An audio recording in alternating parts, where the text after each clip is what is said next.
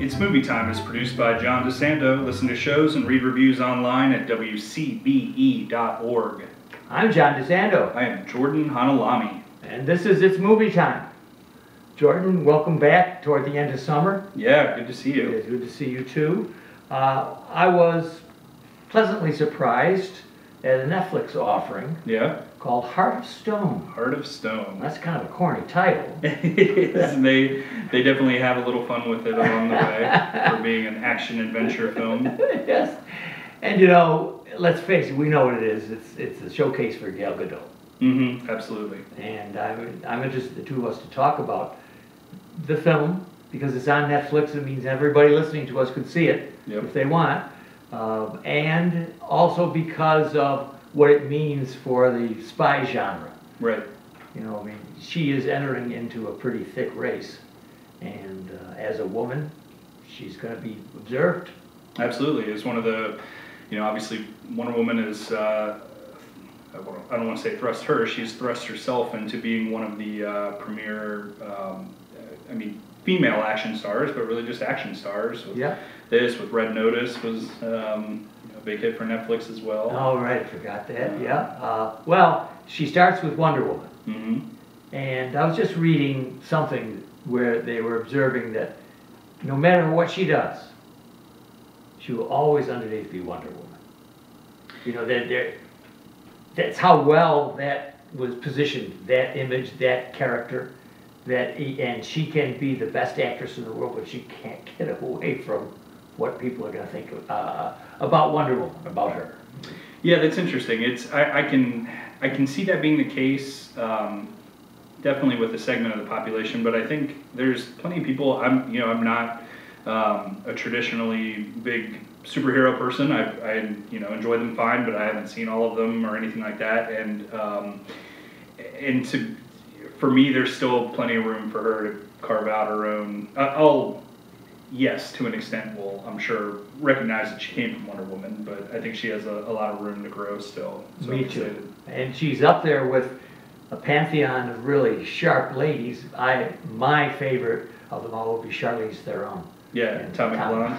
Atomic Blonde. I mean, George, the fight in the stairs alone is wonderful. Yeah, Charlize is she is another she's someone that is an Oscar winner, and she was someone that, unlike Gal, who came out of the gates, first became known, I think, most predominantly with Wonder Woman as an action person. Yes. Charlize was much more the dramatic side, winning Oscars and things, and then all of a sudden you saw Atomic Blonde, and you're like, good Lord! And between that and Mad Max, it was amazing. Yes. All right, well, let's talk about Heart of Stone. George, what's going on? I don't know how else to ask you to get into it, other than what's going on in this thing. Well, I think as from a big picture standpoint, something that jumped out to me was I kept looking for, both in the movie or in the credits, for Tom Cruise somewhere to have to do with this film, because I felt like it was a mashup of two of my favorites of his, the first Mission Impossible specifically, and Minority Report. This is a spy film that has, it's also while, as you noted, Gal Gadot is definitely at the center of it. She is the star of the film, but it is also, they very much want this to be kind of in that Mission Impossible realm of having that kind of a familial type of group around her that has their own personalities and fun and things like that. Gal is essentially MI6 is, to anybody that's any fan of the spy genre knows that MI6, whenever you hear those letters together, that there's something exciting going on. And they obviously try to go a little bit bigger by having an umbrella organization, again, similar to Mission Impossible, where you have the secret organization on top of the secret organization. And so that she... we're talking the charter, right? Yeah, the charter. And from there, there's definitely this kind of, the Minority Report realm of it kind of comes in with there being some, I apologize, I don't know if I followed it closely, but almost kind of, I guess, an artificial intelligence of some sort that has been created that, similar to the way Minority Report has, they predict predict crimes before they happen. The heart essentially is giving you official percentage chances and things of outcomes of events. How effective your mission is going to be. Right. It might be 99%, it might be 69%. Yeah. But that is scary, isn't it? I love that. Wasn't there another film that has AI this summer? Was it a Cruise? Was there AI? It was probably, I'm sure it was in Mission Impossible at some point, but I don't remember what. Yeah, but if you're right, the AI is becoming a bad boy that you have to confront these days. And I so admire filmmakers because we haven't gotten onto this fear of AI until about the last year. It's been dominating. Well, some of us back in 1992 with Terminator 2 started fearing the future of what the machines taking over. But yes, to your point, yes, the collective understanding of it has definitely been within this last year or so as it's ramped up with ChatGPT and all that kind of stuff. It's it's a little spooky. And to go back to your previous comment, there is that familial part of this because you would certainly like to see Jamie Dornan come back again. Like Matthias, whatever his name is, Schwerner, whatever, I can't say his name, but is the techie. Oh yeah. Right. Only he doesn't sit behind a computer. He stands up, a little bit like Cruise's original. What was the one where you're doing all this with your? Yeah, that was Minority Report. Minority Report. Yeah, Right. Thank you. Dragging the imagery around. That was the first thing that jumped out to me was like that. Excellent. That guy doing the gentleman doing that throughout definitely had those kind of feels, and then when you learn, it's even more similar with the predictive model. Yeah. And she had another female who was, and I'll try to get her name. The young female who's her friend and then her opponent. Oh yes, Indian girl. Rachel Stone. Oh no, I'm sorry. Gal Gadot's character. Kea Dewan. Okay. Oh yes, there it is. Kea is the character name. Yeah. Alia Bhatt. Yeah, very good. I like her. Seen her before, and I think she's very fine and a fine foil for Gal. Yeah, she was. She brings.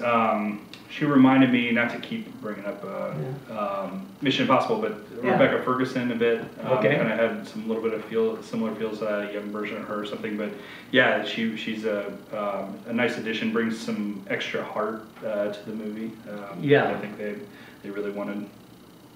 If you say there's a negative about this, all right, so we're moving some of our audience to go pick it up on Netflix. And is there a negative on this? George? Well, it's kind of a taste thing. I think this movie is very video gamey. It's got a lot, especially the opening there's a very long opening action sequence that is really, there are moments where I thought I was in the middle of a video game, where the way the shots were, and they have some of the CGI overlay with intentional, some of the screen following these paths and things, and it was just there's a very strong video game feel to the design of the film and stuff. So that's just kind of a matter of taste, I think, to an extent. And because it's a formula. Yeah. People who get really picky about this stuff are gonna say, I know, I can tell you what's gonna come next, man. This is just a formula. And you're right, it is a formula. Yes. It's a successful formula, and it's colored by the fact that Gal Gadot is such a good hero in this, from my point of view. Not only does she look good, she looks terrific, but she has a reserve about her that I like. Sure. There's a control. Yes. Yeah. Yes. She's waiting to explode at any moment, but she's got it under control. Yeah. Which I think is really. Which they play into that characteristic of her very much in the opening sequences, where you're kind of trying to figure her character out, who it is, and what she's really all about. Yeah, because I think for a long while the charter is secret, right? I mean, she is an agent, but then it's almost like a mythic kind of an organization that MI6 folks don't know if they believe in. Yeah, you know what I like is that the organization, the charter, is dedicated toward good. It's kind of interesting to me. You know, they're not trying to gain wealth or power. They're just trying to do good. Right. And that's tough. It is. And the cynical side of me was watching this movie going, there's no way bad guys haven't gotten a hold of this technology and done something with it. But of course, that's some of the point. It's so true. All right, Jordan Hanhilammi, we want to advise our audience if they want to hear more. I can't believe they want to hear more from us, but if they do, they can go to our podcast, Back Talk, on WCBE, the podcast experience. A lot more spy talk. Yeah. Meanwhile, Jordan, what do you have to say to our audience about Heart of Stone on Netflix? It's a fun movie, like you said, formulaic but enjoyable, good summertime fare. You know, I can't think of more fun than sitting around with what some of our friends do with their big screens.